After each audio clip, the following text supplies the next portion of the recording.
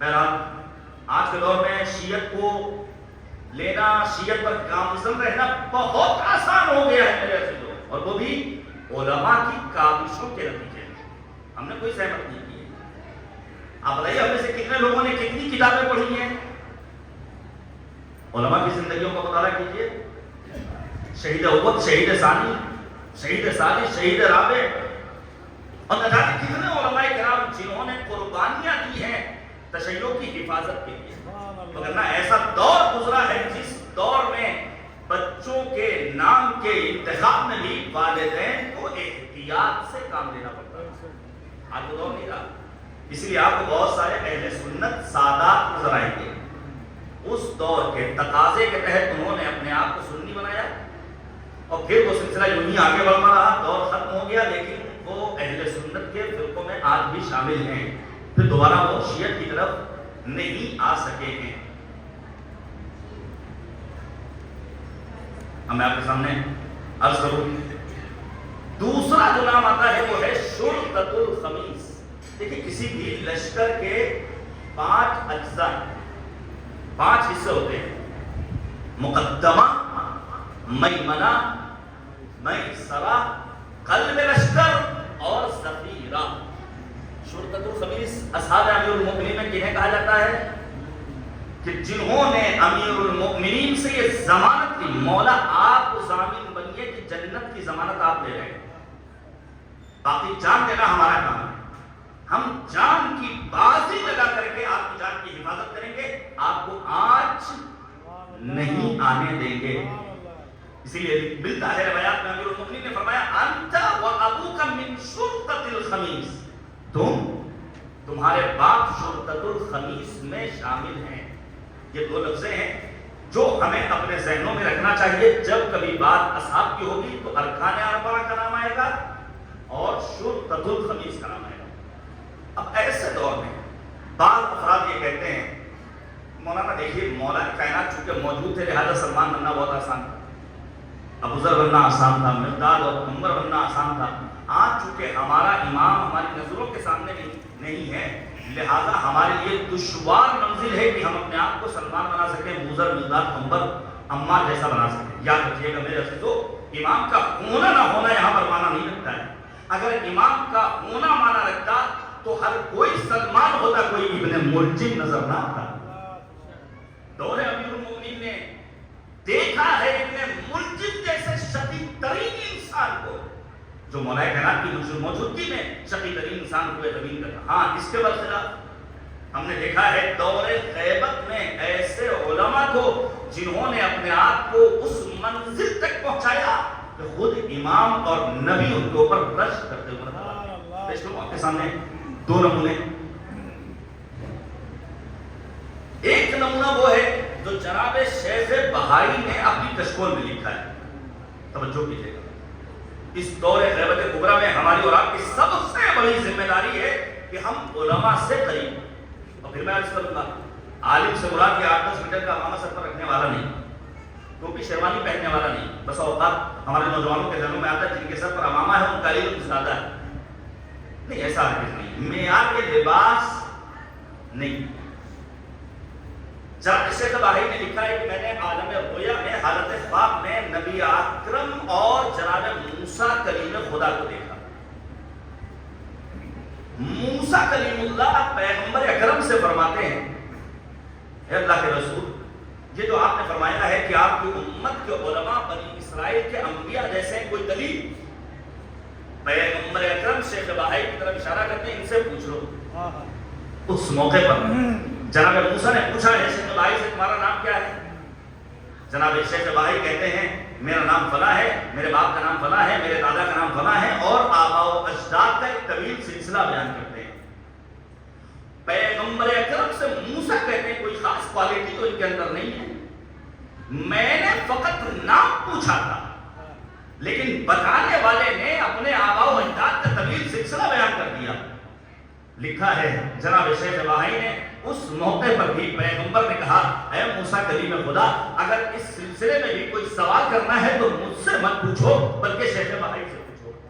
اب اب شیخ بھائی سے سوال کرنا شروع کیا کہ آخر میں نے تم سے نام پوچھا تھا، تم نے اپنے نام کے ساتھ اپنے آباء و اجداد کا تذکرہ کیوں کیا ہے؟ شیخ بھائی کہتے ہیں آپ خود یاد کیجئے، جب پروردگار عالم نے آپ سے پوچھا موسیٰ تمہارے ہاتھ میں کیا ہے، تو آپ کو کہہ دینا چاہیے تھا میرے ہاتھ میں عصا ہے، لیکن آپ نے کہا میرے ہاتھ میں عصا ہے جس پر میں تکیہ لگاتا ہوں، جس سے میں پتے توڑتا ہوں، جس سے میں اپنی بھیڑوں کو چراتا ہوں۔ اے موسیٰ کلیم خدا، جب کوئی اپنے محبوب سے گفتگو کرتا ہے تو تاجر گفتگو کرنا چاہتا ہے تاکہ اسے یقین ہو جائے آئندہ گفتگو کا موقع نہ بھی ملے تو کم سے کم اس وقت گفتگو کا حق حاصل۔ اگر آپ نے ذات پروردگار کو اپنی محبوب ذات بنایا ہے تو ہماری نگاہ میں آپ اس وقت ہمارے محبوب ہیں، لہذا ہم نے اپنی گفتگو کو طولانی کیا ہے۔ ایسے ایسے علماء گزرے ہیں۔ ایک مثال اور دے رہا ہوں، اور یہ مثال بھی قابل غور ہے۔ میں نے عرض کیا صحابی بننے کے لیے کم سے کم ہمیں ایسا بننا پڑے گا جیسا ہمارے علماء نے اپنا کردار پیش کیا ہے۔ پیش کرو تو بزرگ علماء گزرے ہیں، ایک کا نام ہے جناب شیخ مفید اور ایک کا نام ہے جناب سید مرتضی علم الہدی۔ شیخ مفید کون ہے؟ استاد۔ سید مرتضی کون ہے؟ شاگرد۔ سنیے گا، یہ جو ہم بڑی آسانی سے اپنے آپ کو شیعہ کہہ بیٹھتے ہیں، استاد شاگرد پہنچے کاظمین زیارت کے لیے۔ شیخ مفید نے اپنی رضا کو اپنے شاگرد سید مرتضی کے پاس رکھا اور کہا میں جا رہا ہوں وضو کرنے کے لیے، وضو کر کے میں واپس آتا ہوں۔ جب سید مرتضی کے پاس شیخ مفید واپس آئے ہیں تو شاگرد اپنے استاد سے کہتا ہے استاد آپ کی یہ رضا نجیس ہے۔ توجہ کیجیے، اس موقع پر شیخ مفید کیا کہتے ہیں؟ تمہاری نگاہ میں نجیس ہوگی لیکن فقہی اعتبار سے میرے لیے یہ رضا پاک ہے، کیونکہ دو گواہوں کی شرط ہے تم تک۔ آپس میں مکالمہ ہوا، گفتگو ہوئی، استاد و شاگرد نے طے کیا چلو چلتے ہیں، چل کر زری میں لکھ کر ڈالتے ہیں مولا آپ بتائیے کون حق پر ہے کون باطل پر ہے۔ میرے عزیزو برا نہ مانیے گا، ان ذریعوں تک پہنچنے کے بعد دھاگا باندھ لینا اوروں کا کام ہے، لیکن اپنے آپ کو شیخ مفید اور سید مرتضی بنا کر کے رکا بھیج کر جواب منگوا لینا یہ ان کرداروں کا کام۔ صلوات بھیجیے گا پر محمد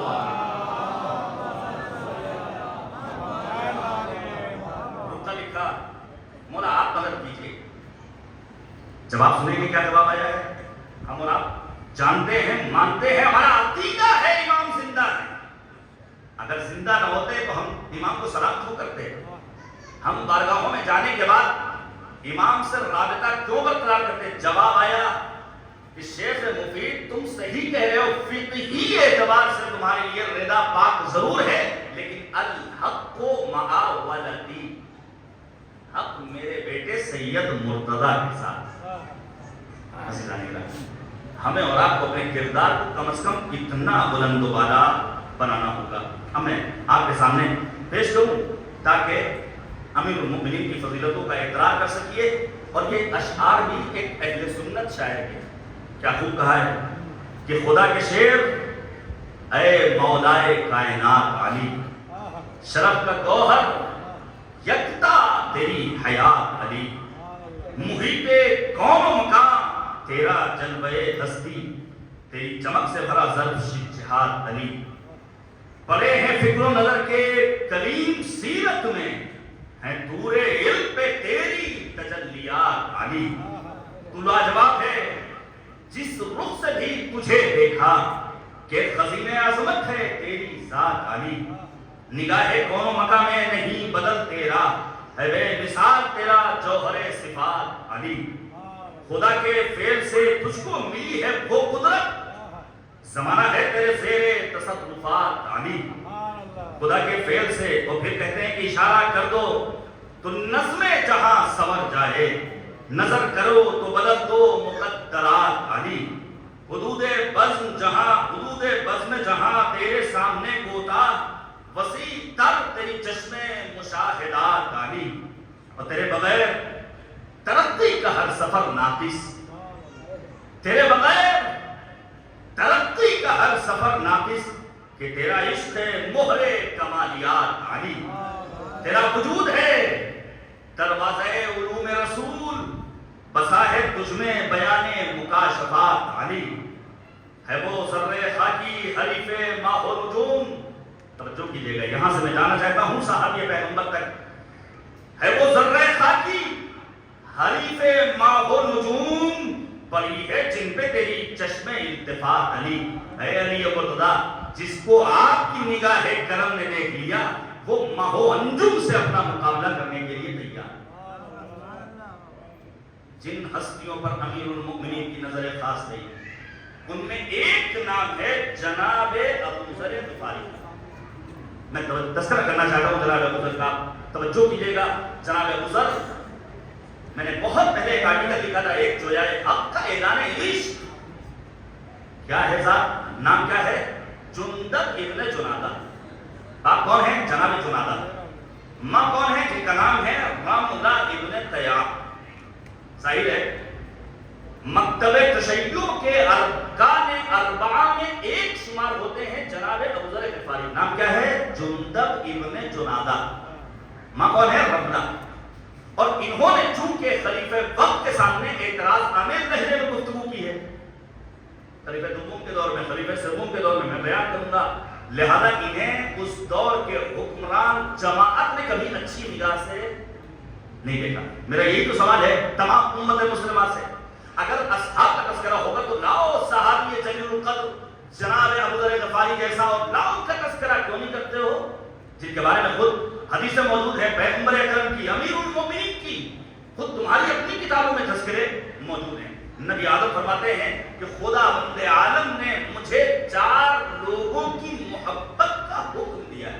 توجہ کیجئے گا، 4 لوگوں کی محبت کا حکم دیا ہے. ایک ذات ہے جناب امیر المؤمنین علی بن ابی طالب کی، ایک ذات ہے جناب مقداد کی، ایک ذات ہے جناب سلمان کی، اور چوتھی ذات ہے جناب ابو ذر غفاری.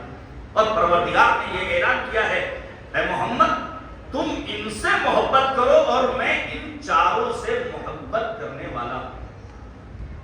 سنیے گا آپ تذکرہ جناب ابو ذر غفاری. یہ وہ ہیں جو دعوت اسلام سے 20 برس قبل پیدا ہوئے، ابھی اسلام کا پرچار نہیں ہوا ہے، لیکن پہلے دن سے موحد ہے جناب ابو ذر. یکتا پرست، شراب کو بری چیز مانتے ہیں، شراب کی حرمت کے قائل ہیں، کبھی بھی بتوں کے سامنے اپنے سر کو خم نہیں کیا ہے. چوتھے مسلمان ہیں جناب ابو ذر غفاری، اتنا عظیم جلیل القدر صحابی. اور پھر جب جناب ابو ذر کو ربضہ بھیجا گیا ہے، جلا وطنی کے دور سے گزرے، تو امیر المؤمنین فرماتے ہیں اے ابو ذر تم نے خدا کے لیے غصہ کیا ہے، لہذا اپنی امید کا مرکز بھی ذات خداوند سبحان کو قرار دو. میرے عزیزو یاد رکھیے گا، یہ ایک جملہ بتاتا ہے کہ کبھی انسان غصہ کرتا ہے تو اپنی ذات کے لیے، وہ غصہ قابل مذمت ہے. لیکن جناب زہرا مرضیہ کے لیے پیغمبر نے کیا فرمایا؟ ان اللہ یغضب لغضبها، خدا غضبناک ہوتا ہے غضب فاطمہ سے. تو کیا جناب زہرا کا غصہ عام غصہ تھا؟ کیا منفی غصہ تھا؟ نہیں، بلکہ یہ غصہ واقعی غصہ تھا، یہ واقعی خدا کے لیے غصہ تھا، یہ غصہ مثبت غصہ تھا. کہاں کہاں میں غصہ کرنا چاہیے؟ جہاں مقدسات دین کی توہین ہو رہی ہو وہاں میں غصہ کرنا ہے. اللہ کی شان میں توہین ہو، رسول اللہ کی شان میں توہین ہو، ولی اللہ کی شان میں توہین ہو، کتاب اللہ کی شان میں توہین ہو، تو ہمیں اپنی آواز کو بلند کرنا چاہیے. دوسری وہ جگہ جہاں ہمیں غصہ کرنا چاہیے، جہاں بدعتوں کو پروان چڑھایا جا رہا. بدعتیں کیا ہیں؟ یعنی دین سازی. ہمارے ہاں دین کی پابندی کم ہے، دین میں بہت ساری باتوں کو لا کر داخل کیا جا رہا ہے بنا میں دین. ایسی جگہوں پر ہمیں غصہ برملا کرنا چاہیے. ہمیں اور کہاں غصہ کرنا ہے؟ جہاں مالی اعتبار سے خود پائی جائے دینی اداروں میں، چاہے وہ ماتمی انجمن ہو، چاہے حسینیہ کی انتظامیہ ہو، چاہے وقف بورڈ ہو، چاہے دینی مدرسہ ہو، چاہے دین سے کسی بھی طرح کا مربوط کوئی ادارہ ہو.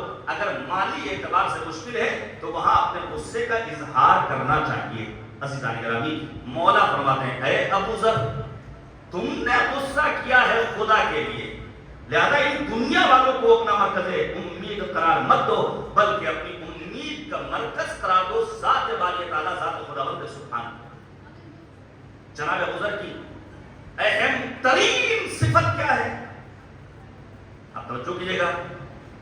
ہم یہ سمجھتے ہیں مولا کا شیعہ بننے کا مطلب یہ ہے کہ میرا چہرہ لباس پہن لیا بغیر پریس کیا ہوا اور ایک ٹوپی سر پہ رکھ لی اور ہاتھ میں رکھ لیا اللہ بس. نہیں. ابوذر کی زندگی اس بات کو بیان کرتی ہے کہ ابوذر کی سب سے اہم ترین صفت اور سب سے مین کوالٹی یہ تھی کہ ابوذر کے ہاں ذہانت پائی جاتی تھی. ابوذر کے ہاں فطانت تھی. ابوذر اس عظیم صحابی امیر المؤمنین کا نام ہے جنہوں نے اپنی عقل مندی کے سبب ایک لحظے کے لیے بھی شرک نہیں کیا ہے. ان الشرک لظلم عظیم. شرک سے بڑا کوئی گناہ نہیں. سوچئے ابوذر جب اپنے اسلام کا اعلان کر رہے ہیں تو ابوذر عین شباب کے موقع پر عین جوانی ہے. اور جوانی کی عمر کیسی ہوتی ہے یہ ہم جوان سمجھ سکتے ہیں. اس موقع پر بھی ابوذر نے اپنی جوانی کے باوجود اپنی عقل مندی کو استعمال کیا ہے اور مکتب اسلام کے واقعی پیروکار قرار پائے. جناب علامہ مجلسی کی متعدد کتابوں میں ایک کتاب ہے جس کا نام ہے عین الحیات. لکھا ہے جناب علامہ مجلسی کہ بعد امیر المؤمنین بعد اہل بیت طاہرین جن ہستیوں کا مقام و مرتبہ سب سے بلند ہے اس میں جناب ابوذر ہیں, جناب مقداد ہیں, جناب سلمان. اتنا عظیم مرتبہ. صرف اور صرف عصمت ملی نہیں ہے لیکن کردار معصوم جیسا ہے. زیادہ معصومین کی فہرست میں نہیں ہے لیکن کردار اتنا بلند و بالا ہے کہ معصومین علیہ السلام کے بعد سب سے عظیم مرتبہ جناب سلمان کا, جناب مقداد کا, جناب ابوذر. جناب ابوذر پیغمبر کے محبوب ہیں. وقت نہیں ہے.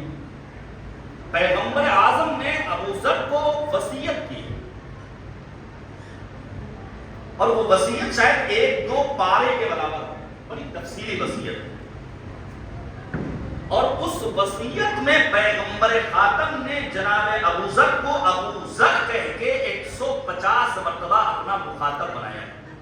دیکھیں اس دور عرب میں اگر کسی کو عزت دینی ہوتی تھی, کسی کو تکریم سے نوازنا ہوتا تھا تو اسے اس کی کنیت کے ذریعے پکارا جاتا تھا. پیغمبر خاتم نے اس ایک وصیت میں ابوذر کو کتنی مرتبہ ابوذر کہا ہے؟ 150 مرتبہ. میں اس وصیت کے بعض فقرات کو آپ کے سامنے پیش کروں.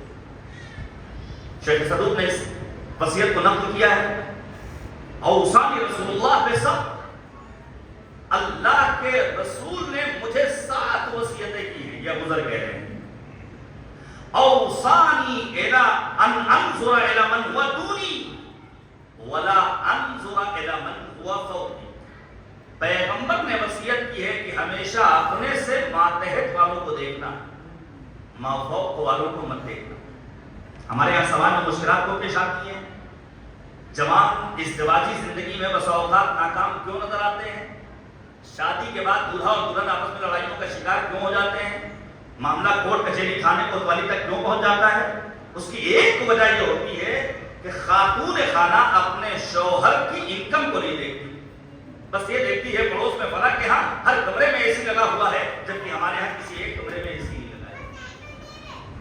وہ یہ دیکھتی ہے کہ ان کے ہاں گران قیمت پردہ آویزہ ہے, ہمارے ہاں نہیں ہے.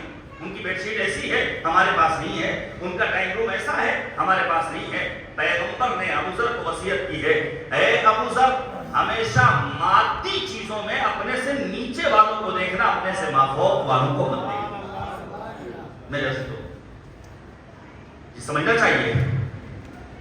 اللہ نے تمام انبیاء کو مالی اعتبار سے ایک جیسا نہیں بنایا. سلیمان کون ہے؟ اللہ نے کتنی عظیم مملکت دی ہے. جنوں پر حکومت, ہواؤں پر حکومت, خلاؤں پر حکومت.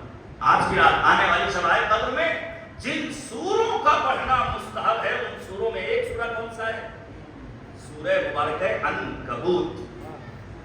پڑھیے گا سورہ عنکبوت. ابتدائی آیات میں احسب الناس ان یترکوا ان یقولوا آمنا وهم لا یفتنون ولقد فتنا الذین من قبلہم.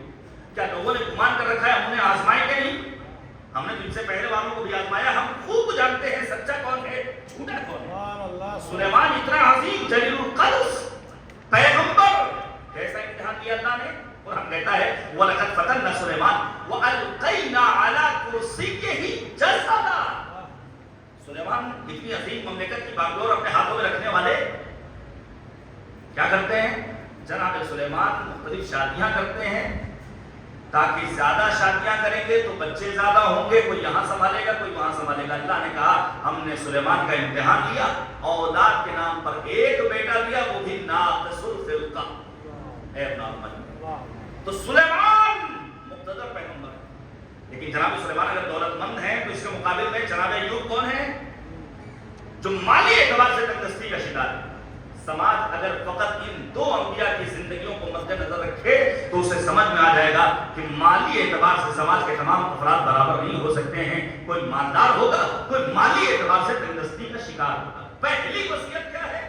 مادیات میں اپنے سے ماتحت کو دیکھنا اور معنویات میں اپنے سے مافوق کو دیکھنا۔ پھر فرمایا وَأَوْصَانِي بِحُبِّ الْمَسَاكِينِ وَالدُّنُوبِ مِنْهُمْ، پیغمبر نے مجھے وصیت کی ہے کہ مسکینوں کا خیال رکھنا، ان سے قریب رہنا، ان کے ساتھ اٹھنا بیٹھنا۔ ماہ رمضان ہے، تصدقوا علی فقرائکم، خطبہ شعبانیہ کا فطرہ ہے کہ ماہ رمضان میں اپنے فقیروں کے اوپر صدقہ اور خیرات کرتے رہو، تلاش کرو۔ البتہ پروفیشنل افراد کو مت دو، ہاں جو واقعی معنی میں ضرورت مند ہیں خود پہنچ جاؤ ان کی مدد کے لیے۔ وَأَوْصَانِي أَنْ أَقُولَ الْحَقَّ وَإِنْ كَانَ مُرًّا، اور پیغمبر نے مجھے وصیت کی ہے کہ ہمیشہ حق کہنا اگرچہ حق کلوہ ہی کیوں نہ ہو۔ اس کے بعد کہتے ہیں وَأَوْصَانِي أَنْ أَصِلَ رَحِمِي وَإِنْ أَعْتَذَرَتْ، اور پیغمبر نے مجھے وصیت کی ہے کہ تم صلہ رحم کرنا چاہے تمہارا رشتہ دار تم سے روگردانی ہی کیوں نہ کرے۔ میں انشاءاللہ فتح گڑھ کی مجلس میں اشارہ کروں گا کہ ماہ رمضان میں ہمیں اور آپ کو صلہ رحم کیوں کرنا چاہیے، قطع رحم کے نقصانات کیا ہیں، شیطان کن راستوں سے اللہ کے بندوں کو اپنا اسیر بناتا ہے اور اپنے دامن فریب میں گرفتار کرتا ہے۔ پھر فرماتے ہیں وَأَوْصَانِي أَلَّا أَخَافُ فِي اللَّهِ لَوْمَةَ لَائِمٍ، پیغمبر نے مجھے وصیت کی ہے کہ راہ خدا میں کوئی کتنی ہی ملامت کیوں نہ کرے کبھی بھی گھبرانا مت۔ امیر المومنین کو کیا نہیں کہا گیا؟ جناب زہرا مرضیہ کو کتنی ملامت کا سامنا کرنا پڑا، اہل بیت طاہرین کو کتنی اذیتوں کا سامنا کرنا پڑا، لیکن انہوں نے کبھی پیچھے مڑ کر نہیں دیکھا، راہ خدا میں وہ آگے بڑھتے چلے گئے۔ فَأَوْصَانِي أَنِ اسْتَكْثَرَ قَوْلُ لَا حَوْلَ وَلَا قُوَّةَ إِلَّا بِاللَّهِ الْعَلِيِّ الْعَظِيمِ فَإِنَّهَا مِن كُنُوزِ الْجَنَّةِ۔ ابو ذر کہتے ہیں کہ اللہ کے رسول نے مجھے وصیت کی ہے کہ میں زیادہ سے زیادہ لا حول ولا قوت الا باللہ العلی العظیم کہتا رہوں، کیونکہ یہ جنت کے خزانوں میں سے ایک خزانہ ہے۔ جناب ابو ذر غفاری، آپ سوچئے کہ ان کی عقل مندی کی ایک دلیل اور تھی۔ جناب ابو ذر کی عقل مندی کی دلیل کیا ہے کہ انہوں نے یوں ہی پیغمبر تک اپنے آپ کو نہیں پہنچایا ہے۔ ان کے ایک بھائی ہیں جن کا نام ہے انیس، لیکن ساری زندگی میں نام کا بڑا ہے۔ الحمدللہ آپ کے شہر میں بھی مختلف علماء کرام برجستہ شخصیات آتی رہتی ہیں، اور مسلسل علماء کی کاوشوں کے نتیجے میں اور مردوں کی غیرتوں کے نتیجے میں ہمارے گھروں سے ہالی ووڈ اور بالی ووڈ کا خاتمہ ہو چکا ہے۔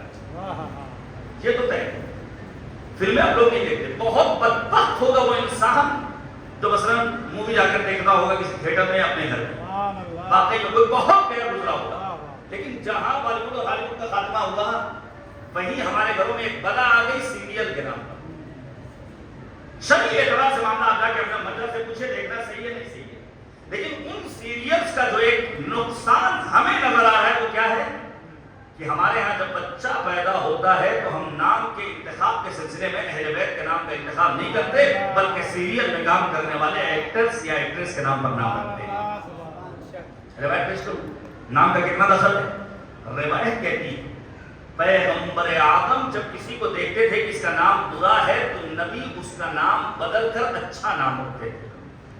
اور آگے بڑھیے، یہ جو ہمارے ہوتا ہے ان ساتھ قرآن مجید سے نام نکال دیجیے۔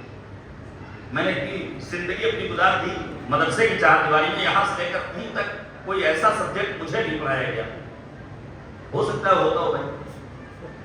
روایت کہتی ہے کہ بچے کے نام کا انتخاب باپ کا فریضہ ہے. حق الولد علی والدیہ ثلاثہ. ایک باپ پر اس کی اولاد کے 3 حقوق ہیں: اچھا نام رکھنا، قرآن کی تعلیم دینا اور وقت بلوغ اس کی شادی کا انتظام. روایت کہتی ہے آنے والا آیا مولا کے پاس اور آنے کے بعد کہتا ہے مولا مجھے اللہ نے بیٹا دیا ہے، کیا نام رکھا؟ کہا محمد. روایت کہتی ہے مولا فرماتے ہیں پورے کالے بیتی فیہ محمد، با برکت ہے وہ گھر جہاں محمد نام کا بچہ ہو. وَلِلْمَجْلِسِ فِيهَ محمد، با برکت ہے وہ باس جہاں محمد نام کے افراد موجود ہوں. وَالرِّفْقَةِ فِيهَا محمد، با برکت ہے دوستوں کی وہ جھرمٹ جہاں محمد نام کے افراد موجود ہوں. پھر مولا فرماتے ہیں اگر تم نے اپنے بچوں کا نام پہلے سے منتخب نہیں کیا ہے تو پیدائش کے بعد اگر اللہ نے بیٹا دیا ہے تو اسے 1 ہفتے تک کم سے کم محمد کہہ کر پکارو. اگر اللہ نے بیٹی دی ہے پہلے سے نام منتخب نہیں کیا ہے تو 1 ہفتے تک اسے فاطمہ کہہ کر پکارو تاکہ نام محمد اور نام فاطمہ کی برکتیں تمہارے گھروں میں نازل ہوں.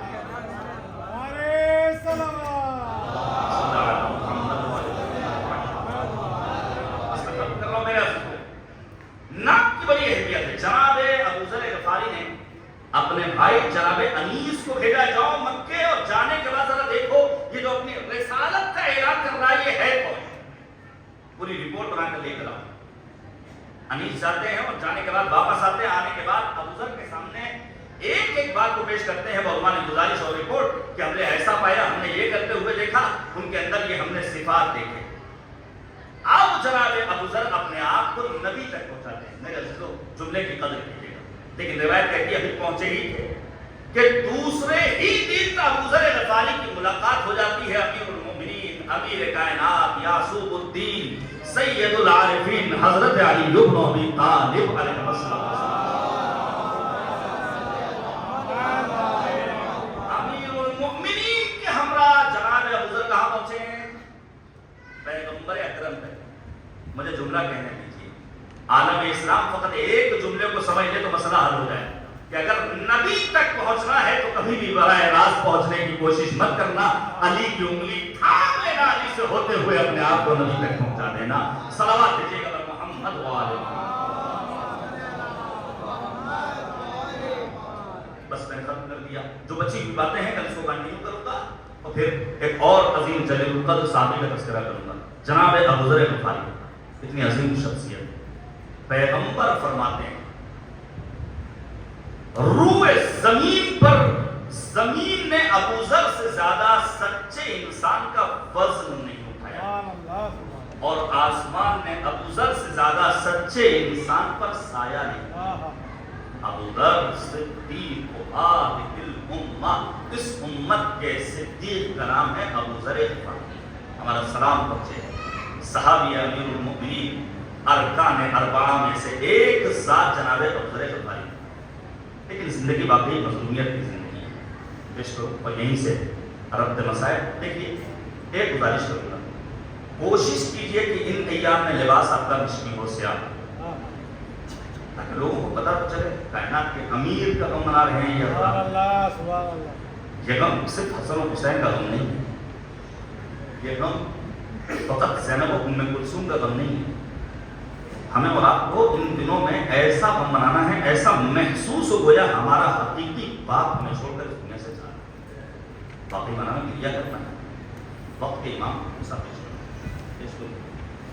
جناب ابو ذر غفاری ضلع وطن کیے گئے اور ربضہ جا رہے ہیں. سخت ہوتا ہے وطن کو چھوڑنا، اور وہ بھی اس عالم میں.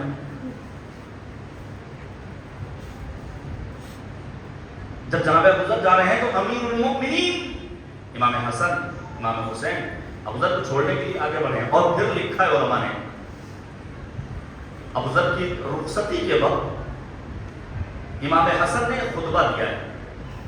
شاید امام حسن کی زندگی کا یہ پہلا خطاب ہے جہاں سے امام حسن مجتبیٰ نے اپنی خطابت کا آغاز کیا ہے. چچا کہہ کر خطاب کیا ہے جناب ابو ذر غفاری. جناب ابو ذر ہیں، ابو ذر کی زوجہ ہیں، ابو ذر کی بیٹی ہیں اور چند ایک بکریاں ہیں. مروان ابن حکم اپنے ساتھ لے کر جا رہا ہے. ابو ذر پہنچ گئے. کہاں پہنچ گئے ہیں؟ روضہ، لبنان کے اطراف میں. اور علماء نے لکھا ہے یہ ابو ذر کی زندگی کا کمال ہے کہ ان کی قبر نے لبنان کو یہ عظیم مرتبہ عطا کیا. عباس الموسوی، شرف الدین عاملی، سید مقاومت سید حسن نصر اللہ، پوری حزب اللہ، یہ مرہون منت ہے جناب ابو ذر غفاری. آج ان کی قبر اس شاخ کے لیے منبع ہے، سرچشمہ ہے. لوگ جاتے ہیں، درد دل کرتے ہیں، گفتگو کرتے ہیں، راز و نیاز کرتے ہیں، دامن مراد کر کر واپس آتے ہیں. معرفت کے ابواب ان کے لیے باب ہوتے ہیں. ابو ذر پہنچ گئے. ابو ذر جب مریض ہوئے ہیں اس موقع پر جناب ابو ذر کی زوجہ نے ان سے ایک سوال کیا. سنیے گا، یہ سمجھنے کی بات ہے. ہم کتنا بھی مل جائے ہم یہی سوچتے ہیں ہمارے پاس تو کچھ ہے ہی نہیں. ابو ذر کی زوجہ کہتی ہیں کہ اگر آپ کا انتقال ہو جائے تو ہمارے پاس تو آپ کو دینے کے لیے کفن بھی نہیں. غربت تھی. صحابی امیر المؤمنین جناب ابو ذر غفاری، کفن نہیں. ابو ذر کہتے ہیں گھبراؤ مت، جب میں دنیا سے رخصت ہوں گا تو تم جا کر کے وسط راہ میں بیٹھ جانا، عراق کی جانب سے ایک کاروان آئے گا، جا کر کے خبر دینا صحابی امیر المؤمنین ابو ذر دنیا سے رخصت ہو گئے. آپ کو معلوم ہے ہوا بھی ایسا ہی. اور پھر ابو ذر نے جو اہم پیغام دیا ہے، زندگی کے آخری لمحات تک ابو ذر درس دیتے ہوئے گئے ہیں. ابو ذر کہتے ہیں دیکھو جب ان قافلے والوں کو لے کر آنا تو یوں ہی مت جانا، پہلے بکری کی قربانی دینا، ان کی مہمانی کرنا، میزبانی کے فرائض انجام دینا، انہیں کھانا کھلانا، اور جو بھی ہمارے غسل و کفن کا انتظام کرے اسے اس کی اجرت دینا. ظاہر ہے غسل و کفن میں سب کچھ واجب نہیں ہوتا ہے، کچھ مستحبات بھی ہوتے ہیں. جا کر کے بیٹھ گئے. کون گزر رہا ہے؟ قافلہ گزر رہا ہے. قافلے میں کون کون ہے؟ عبداللہ ابن مسعود جیسے صحابی پیغمبر خاتم. کون گزر رہا ہے؟ جناب مالک اشتر نقی جیسے صحابی امیر المؤمنین. خبر دی صحابی مولا ابو ذر دنیا سے رخصت ہو گئے. جناب عبداللہ ابن مسعود، جناب مالک، یہ لوگ آتے ہیں اور کیا دیکھا کہ ابو ذر کے فراق میں بچی گریا کر رہی ہے، بس یہیں سے آمادہ ہو رہی ہے. جب بیٹی کو روتا ہوا پایا ہے تو جناب عبداللہ ابن مسعود جناب مالک اشتر تسلی دیتے ہیں، گریا مت کرو، صبر کرو، ہم تمہیں اپنے ساتھ کوفے لے کر چلیں گے جہاں مولا موجود ہیں تو خود تمہاری سرپرستی کریں گے. سوچئے ابو ذر کی بیٹی کا اتنا پاس و لحاظ کہ انہیں تسلی دی جا رہی ہے، لیکن بعد شہادت حسین ابن علی یتیم حسین سکینہ کے رخسار پر تماشے لگائے جا رہے ہیں. آگے کو تعلیم اور آگے کو شب، جو شب ضربت ہے. آپ کو پتا ہے یہی مراد تھی شب 19 ماہ مبارک رمضان، جب امیر المؤمنین اپنی بیٹی جناب ام کلثوم کے یہاں مہمان قرار پائے. مختصر کر دوں، امیر المؤمنین کے لیے افطار کا انتظام کیا گیا. امیر کائنات نے اپنی بیٹی سے ہی تو کہا تھا کہ تمہیں معلوم ہے کہ تمہارا بابا ایک وقت میں 2 غذا کو استعمال نہیں کرتا ہے. دودھ کو ہٹا دیا گیا. مولا پوری رات بے چینی میں بسر کرتے ہیں، کبھی بستر پر، کبھی مصلی عبادت پر، کبھی سحر خانہ میں، اور آنے کے بعد کہتے ہیں واللہ آدھِ اللیلہ، خدا کی قسم آ گئی وہ رات. سوچئے بیٹی کے سامنے باپ کر وہ حلق کے ساتھ رات کا تذکرہ کرے. ام کلثوم نے فوراً سوال کیا بابا یہ کس رات کا آپ تذکرہ کر رہے ہیں؟ مولا فرماتے ہیں بیٹا ام کلثوم یہ وہی رات ہے جس کا وعدہ صادق و امین پیغمبر نے مجھ سے کیا تھا. اللہ سے ملاقات کی رات آ گئی ہے. امیر المؤمنین صبح کے ہنگام تجدید وضو کے بعد صحن خانہ سے باہر نکلنا چاہتے ہیں. مرغابیوں نے اپنے حصار میں لے لیا اور ہر ایک نے اپنی چوٹ سے امیر المؤمنین کے دامن کو تھام لیا. مولا نے پھر ام کلثوم کو آواز دی، اے ام کلثوم اگر ان کے آب و دانا کا انتظام کر سکنا تو ٹھیک، وگرنہ انہیں راہ خدا میں آزاد کر دینا. دست ادب کو جوڑ لوں گا مولا. بے زبان جانوروں کے پانی اور کھانے کا اتنا خیال. ارے آ جائیے بعد شہادت حسین، 3 شب روز کے بھوکے حسین کی شہادت کے بعد ننھی سکینہ ہے جو بے مقدہ و چادر کوفہ و شام کے بازار و دربار میں لے جائے جا رہے ہیں. اجرکم اللہ، اجرکم اللہ. خدا کوئی امنت ہے سوائے ہمیں اہل بیت طاہرین علیہم السلام کے. خدا ان آوازوں پر رحمت نازل کرے. امیر المؤمنین مسجد میں پہنچے، اذان کہی، اس ملعون کو بیدار کیا. सर माबूद के सजदे में झुकाया था कि ज़रबत लगी, ऐसी तलवार चली थी। वो मलून कहता है कि ऐसा जहर में बुझी हुई तलवार थी, पूरे कूफे वालों को मारने के लिए काफी थी। सर पर ज़रबत लगनी थी। अमीरुल मोमिनीन ने आवाज बुलंद की कि वल्लाह फुस्तु व रब्बिल काबा, खुदा की कसम अली कामयाब हो गया। फिजा में आवाज गूंजी तहद्दमत वल्लाह अरकानुल हुदा, अरकाने हिदायत मुनहदिम हो गए। वसी रसूल को मारा गया, अली मुर्तजा को मारा गया।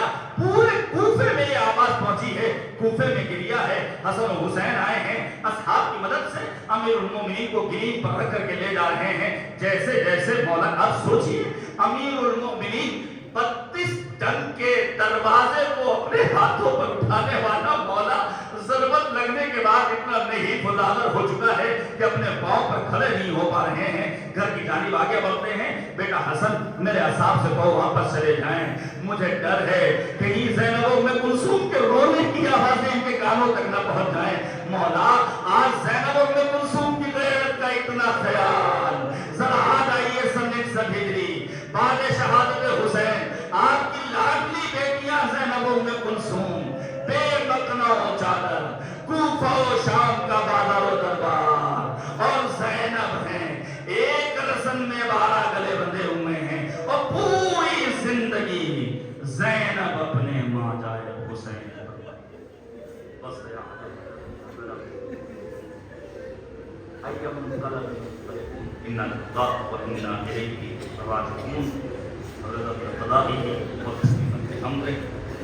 इलाही ला महफूज सवा इलाही बिहक़्क़ ज़हरा व अबीहा व बालिहा व बनीहा व सर्रिल मुस्तौदअ फ़ीहा बिअदद मा अहाता बिही इल्म। खुदाया हमारी इस इबादत को कबूल फरमा।